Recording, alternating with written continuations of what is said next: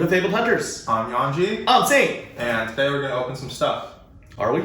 Are we going to open some stuff? Actually, we'll show you guys some stuff. Or we're going to go into your stuff. And then we're going to discuss that stuff. Alright. But before that, two things happened in the community this past month. We've been busy traveling, so we wanted to provide a collector and player update, right? It's old news, but first thing. Yeah, so I guess the hottest news is that LSS has just announced that Arcane Rising is going out of print. Yep. That's just yesterday, right? Yeah. And a couple weeks before that, or almost a month, a couple weeks, something like that? Yeah, Crucible War. Crucible War, yeah.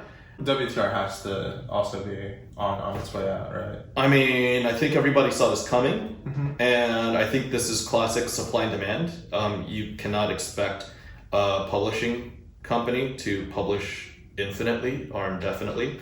In 1993, Magic the Gathering, I believe in December, printed Unlimited Magic the Gathering, which was had a 15-time larger run than Alpha and a 5-time larger run than Beta, and that was it. That was the unlimited printing. It was 15 times larger, and now here we have it. I mean, it's really weird. Do you remember when, before this news, a month, 6 weeks ago, 2 months ago, that people were acting alarmist and saying that Flesh and Blood Unlimited is a dumpster fire or whatnot? Yeah, I mean, I think that, the game is still new. People are still figuring out where to value these boxes, right? And then so, my only thing is that when they came out with the branding Unlimited, saying that it's unlimited, maybe it didn't come across the right way. So you have these stores that are selling unlimited booster boxes for $50, and that's basically at the price that they pay, minus the time that it takes for them to package a package, put the label on, ship it. They're maybe even losing money. You know what I mean? I understand that that's what happened. However, I mean, this move is a wise move by LSS because unlimited to me means that there's an unlimited amount as long as demand is satiated. And when the boxes went down to sub $70 or sub map, then guess what? That means that the market has enough, and now they need to end supply so that store owners can start moving the boxes at higher than $50 a box. Doesn't that make sense? Yeah, I think if anything, the people who benefit the most, I would say, from this move are the store owners. Yeah. Because I think there was a lot of talk initially when they had Monarch. I think it started when Monarch Unlimited was being released, and the general consensus was that, well, if you're a store and you're buying a lot of product, then you need to kind of go through your inventory. You can't just be sitting on. You're not investing in the product that you're selling, right? Absolutely. So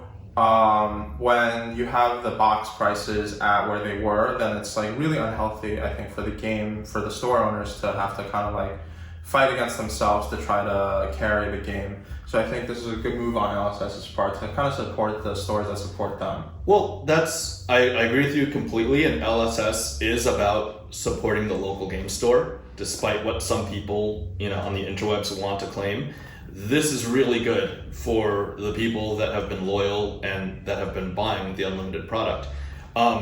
However, you've got these pitchfork people in the discussion groups and in the Discords and in the Facebook groups saying that this is bad. What about the new players? I mean, fact is fact. Demand was met. They printed it to demand.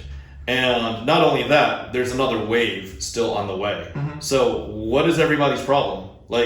Is it that, oh no, now that the prices are going up, I wish that I had the Crucible and Arcane boxes at yesterday's prices so I can make 50% on my holdings? I mean, is that really the concern there? It sounds like people trying to flip and make money again. Yeah, I from a player's perspective, because basically, I personally don't keep much sealed product at all to store. Whenever I buy boxes to open to get singles, and then extra singles that I get, maybe I'll sell them to try to get what I want. Yeah.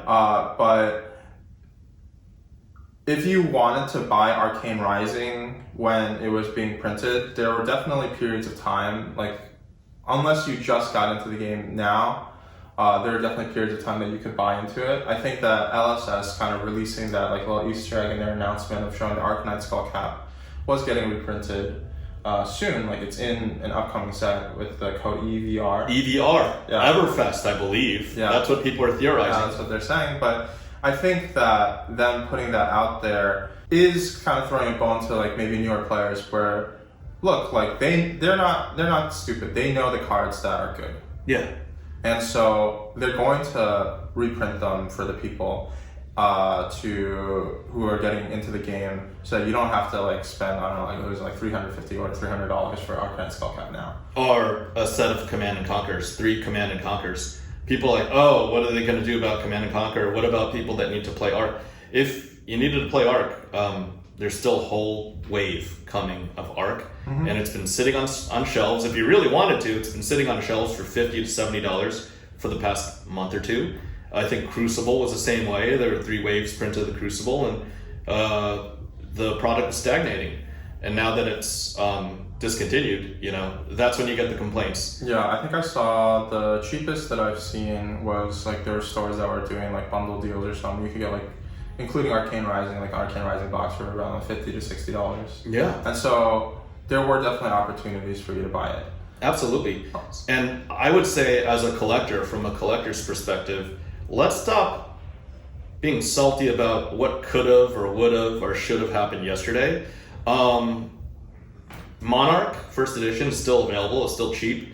Tales of Aria is very cheap. I think some larger LGSs have been selling cases in the mid 300s. I'm selling it like at MAP. Huh? I'm selling it at MAP. Basically. Yeah, at MAP. And you can still get it. And it's going to be gone one day. The Unlimited's going to come. It's going to go in about a year. But you're getting it the cheapest it's ever going to be. And rather than feel salty about it 2 years from now, I'm saying, you should be buying Tales of Aria right now if you want a collector-worthy item, so that you won't bitch about it later on. Oh, how come? Oh, I missed the boat. Oh, those cold foils. That Corshion's worth so much money. How come I can't get one? Well, you can take a shot at a Corshon right now for $80-ish. So there's nothing to complain about. Arcane First Edition is gone. WTR Alpha is gone. I didn't have access to either of them at MSRP or at MAP, and I made those purchases. But right now, you can get Tales of Aria at MSRP. You can get Monarch First Edition just at a couple hundred, maybe $230, $250 a box max, and that way, no complaints when these items get discontinued in their unlimited format. Yeah, I think that it'll be kind of interesting to see moving forward what the prices of, if this sets a new precedent now that we kind of have a better idea of like the pattern of how long it is in print. Maybe it'll be a really good thing for the stores moving forward, that they can maybe start selling unlimited boxes when they first start coming out, and people are like, okay, well, realistically, this is only going to be around for about a year, so yeah, I'm more comfortable paying $70, $80 per box of unlimited rather than the $50. Yeah. At 50, I think it's really unhealthy for the game. It is unhealthy for the game, but I think it's also the players and collectors that were just, they want to play it both ways. Yeah. When there's product in the market. Yeah, like you want it to be cheap. They want it to be cheap, and then when it's cheap, they want to complain. And then when, the supply and demand economics reach a certain point that the supply fulfills the demand, and then it's discontinued, then they want to vilify LSS again and get the pitchforks out. I mean, come on, you can't have it every single way, You can't have your cards cheap and then tomorrow they're worth $1 billion. That's not how it works, right? So yeah, I also wanted to just share some personal insight as a collector about Tales of Aria. I think that this being the most accessible set ever, it opens up opportunities for people that really are forward-thinking, not the investors, not the flippers, the people that love and support this game and enjoy the art and just want to appreciate it. I wanted to bring up a couple ways that I felt and I learned from other members in the community how to collect, how to appropriately display, how to appropriately appreciate Tales of Aria. So let's get to the overhead cam. All right.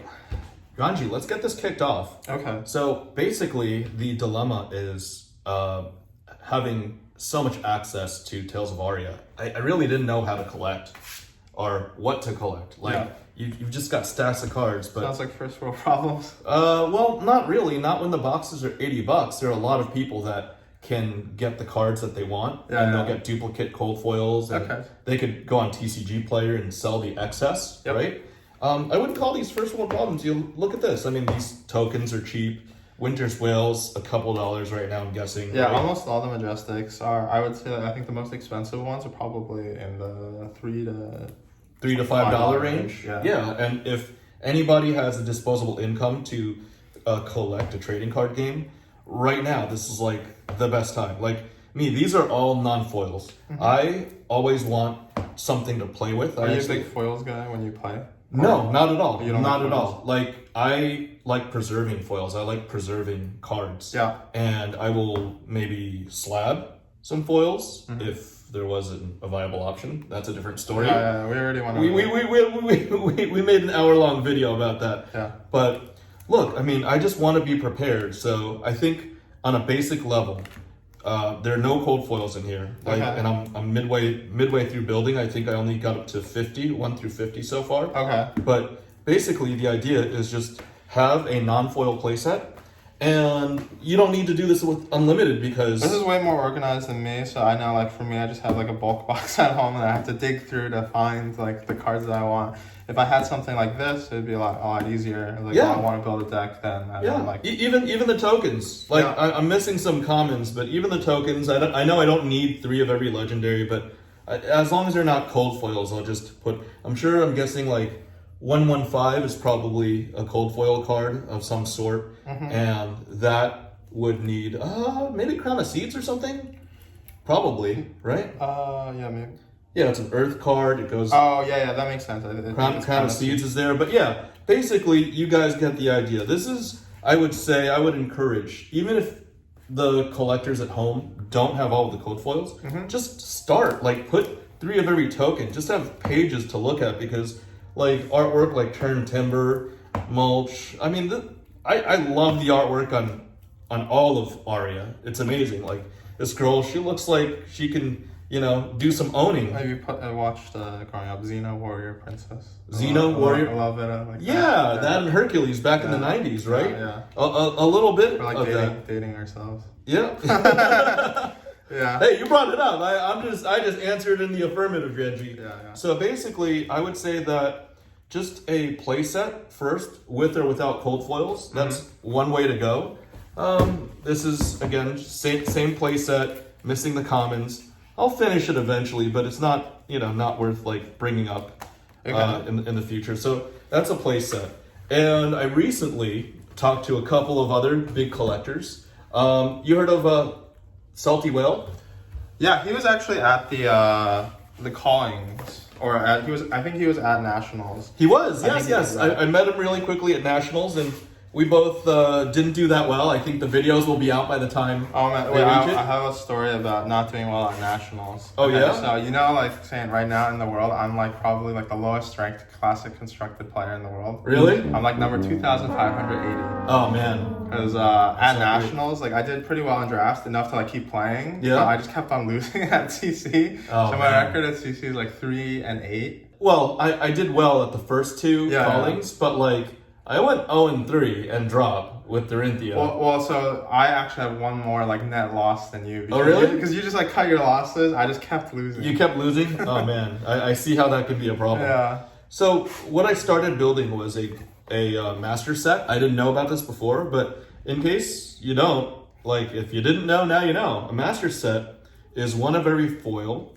and 1 of every non-foil. Here are the Majestics. I've got it lined up. Here's 1 of every rare, and then I'm also, like these are all the rares, and I'm also working towards the commons. The commons aren't in here yet because I haven't gotten through the foil commons. Yeah. But also see 1 of the non-foils, and I guess probably like a 480, like a 12 page binder. Yeah. Can handle like all the foils and the non-foils. Yeah, how big is a set? It's like 200 something, 300? 237, I believe. Okay, so you need times 2, like 480. Yeah. So a 12 per page binder. would handle this just fine. Now, that's a global set. And the part that has me kind of just, has me just perplexed, where I'm not up there yet, I want to get the foil and the non-foils, are what to do with the alt art and the cold foils. Okay. Right? Like, I've got these ready. These guys are all grading ready because LSS and Cardamundi did such a great job with the print quality. Mm-hmm. There's basically 2 sets of all the cold foils. Now, I don't know. Do I put these in my play sets? Maybe I want just to put these in sleeves, even like perfect fits. Maybe if they're not gradable, like put them in perfect fits for my for my master set. Yeah. Like, what would you say, man? What would you say to do with all this stuff? I definitely think so, like, especially like the equipments, from my perspective, I'm not like a big collector. Like, mm-hmm. I don't like keeping big collections. I'm more practical. Like, I want to have all the cards that I want for the decks that I want to play. Yeah. But even then, like, there's a lot of really good legendaries in Tales of Aria, and then so I would definitely want, at least for like the legendaries, I would want like one of each. Okay, so maybe we can do something like a mixed set, right? Mm-hmm. If it's one of each. Legendaries, maybe not the pulse. Like, we've got playable versions of this. Yeah. But we can grade definitely the equipment, right? Yeah, I think the weapon and the slab. I think one thing about like your play sets, mm-hmm. That's really nice, even for players who are trying to like just starting to get into collecting. Yeah. Is that it helps you stay a lot more organized. So that I know I personally lose a lot of time. I'm just like sifting through all of my cards, trying to find like the one, I don't know, like the one blue vexing malice or the one like red lightning press. Yeah. You know what I mean? And to have it kind of like laid out in order, maybe like with the cold foils, so then I know like when I'm ready to build my deck, I have my list, I know what I want, then very easy, just go through my binder, pick all the cards that I need. So yeah, I guess if you have not the best condition cold foils, you could put it in there. Yeah. Or you could leave the cold foils out and slab up one of everything, because other than, I guess, the Corsham. Yeah. Everything, and you can throw in an unlimited Corsham when it comes out. I'm not a big fan of like the little, like the little magnetic snaps, the one touch. Oh, the 35 one touch 35 I'm points. not a big fan of those. Yeah, I'd rather just use slabs, and I still use slabs, and you can still arrange the slabs around such that. Yeah, if somebody came with like slabs, I don't know how I'd feel. But I'm a big fan. I just like put them in with the rest of my deck. Right there. But yeah, definitely like, if it's not grade worthy. Yeah. I would just put it in a sleeve. Put it in a sleeve? Yeah. Okay. Well, I don't know. I'm still on the fence. I want to find like a non-grade worthy copy, but like just the print quality is really, really nice. They're all good. They're all really, really good. That's good. So yeah, we'll probably get some of them graded. Once I find the non-gradable copies, I'll put them in perfect fits. Ugh, little cringy perfect fits. I don't think you could do it, Saint. I don't think you have it in you. Well, we'll see. But yeah, that's basically the idea. Get a playset. Maybe if you're deep into collecting, because Tales of Aria is cheap, get a master set. Get one master set, just one set, and just don't play with it. Play with the playset. Hold the master set. I actually went in and looked through condition of the cards, but you don't have to be that detail oriented. I'm just OCD like that. Yeah. But yeah, what do you viewers think? Please let us know if you guys have other ideas for collecting, and we'll see you on the next episode. Right, you gotta tell them to hit the like button, share, subscribe. Oh, that's right. Like, comment, subscribe, twiddle the notification button, and we'll see you on the next one. All right, see you guys later. Bye.